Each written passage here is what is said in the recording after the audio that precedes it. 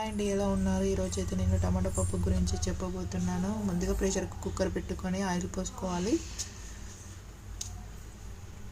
Oil వేడయ్యాక ఆవాలు, జీలకర్ర వేసుకోవాలి. తర్వాత ఎండుమిర్చి వేసుకోవాలి. తర్వాత కరివేపాకు, వెల్లుల్లి వేసుకోవాలి. తర్వాత పచ్చిమిర్చి వేసుకోవాలి.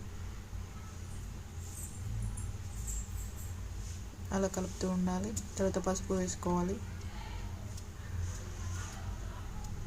అలా కలిపాక సరిపడా సాల్ట్ వేసుకోవాలి.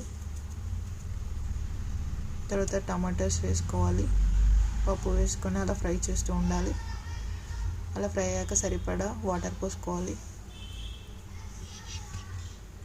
తర్వాత ప్రెషర్ కుక్కర్లో ఉడికించుకోవాలి. అలా అయితే పప్పు లూజ్గా చేసుకోవాలి. తర్వాత కొత్తిమీర వేసుకోవాలి. తర్వాత పోపు వేసుకొని